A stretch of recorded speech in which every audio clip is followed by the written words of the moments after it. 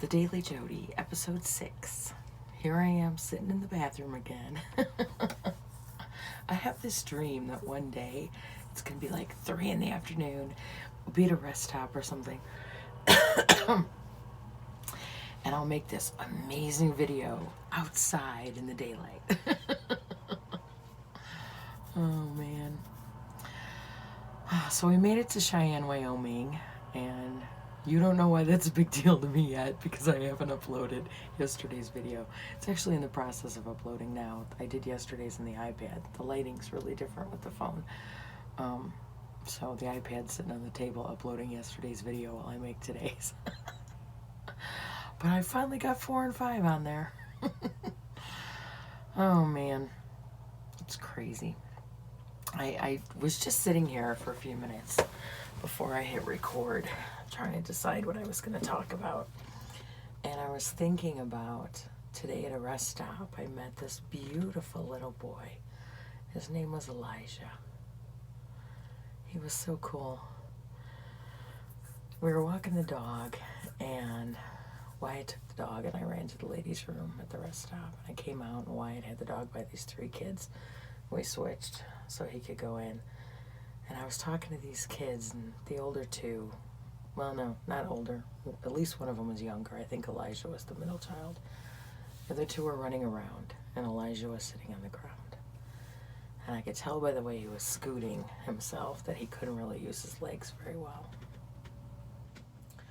And he was so special. So very special. And we talked. I told him I was Miss Jodi. And we had a chat while his mom stood next to him. And I asked him how old he was, and he made a 5 he said he'd rather show me, and he made a 5 in the rocks. I told him I was 48, and I did it in the rocks.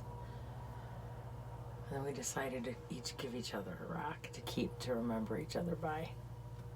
And he handed me this little rock, and he said, "This is 6.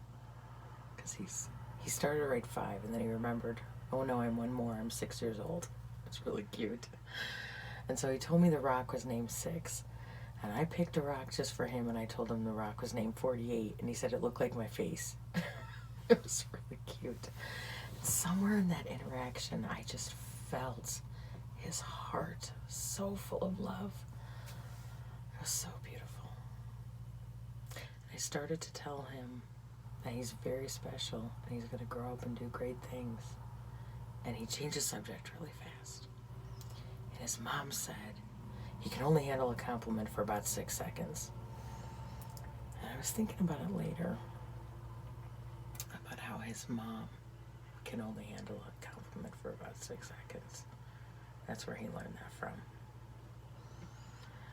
And after we had our chat, he hugged me, and it was so sweet. And then his mom told him it was time to go. And so she got him standing and helped him walk. I took a picture of them as they walked away because I wanted to never forget that interaction. He was just so special. And I could feel a heart connection with his soul. It was really neat. There's so many beautiful people out there that are afraid of themselves. People are afraid of their own greatness. It happened to me today. I had a few moments where I forgot my greatness. Got a little off track. And then I came back. I reached out to someone I knew would give me what I needed. And she sure did. And I remembered who I was. I love doing that for people. Helping them remember who they are. I really want to work with people. I started my coaching up again. I had taken a break from coaching for a few weeks while we were on the trip, and I started my coaching up again, and next week we start Rising Tides group coaching, which is really fun, and we get like amazing results. It's really cool, and I'm really excited about it. And today while I was meditating in the car, I got the coolest idea. I'm so excited about it. Oh my God. I want to work really close with someone who's all in, like I am. Like I want somebody who is committed, and they're gonna like commit to working with me really closely for 6 weeks. And I thought about, it'll be more than just, you know, an hour a week talking on a video chat. I want someone who wants daily communication, like even if it's just messenger or a quick phone call every few days in between our hour-long video chats once a week. And I thought, because I was thinking about my life and how I've made all these big changes and how I'm really in it, like I'm so living everything I said I wanted a year ago. And it's so cool. And I'm like, I want this for somebody. And I want somebody who's willing to do the work. Last night I had a messenger from somebody I really like, who watched one of my videos. And she reached out to me and she said, Jodi, you just made bells went off for me, because you said in the video, I'm willing to do the work. And she said it really clicked for me. I've been doing, you know, reading and learning and studying, but I'm not actually doing the exercises. And I tell people all the time, like, that was me too. For years, I would read these books and I'd watch all these YouTube videos and I would study all this material, but I couldn't get that click, you know? I needed the exercises to teach me how to actually implement these things into my life and have the change. And I found that, and I'm doing it.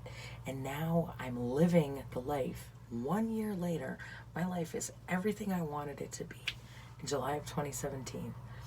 And it's because I'm willing to do the work. And so today I was doing this, I was meditating, and I was thinking about just all these thoughts coming up about how excited I am about the rising tides, because I love the people I did it with last time, and they're going to do it again, and we're going to get more people to join us. It's going to be so much fun.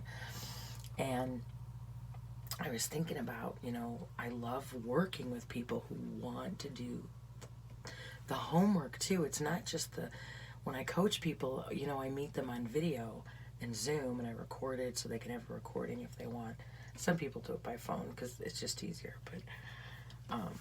but some people want the video chat with the recording. And I always give homework. And I notice that some people are really resistant to the homework. And I'm like, you know, we could talk all day long. We could talk for months. But I want you to see results. Like, I know I got results. I know how to get your results. I want you to want the result. And so I was doing this meditation, and I was thinking about how cool it would be to work with someone really closely for like 6 weeks and really get some massive change in their life, and be able to watch someone have the kind of transformation that I've had.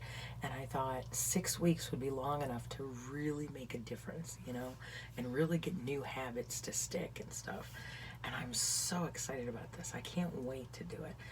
And oh man, I'm really, really excited about this one, because I know somebody really special is going to come up and take this opportunity, and we're going to have so much fun, and it's going to be magic. I can't wait.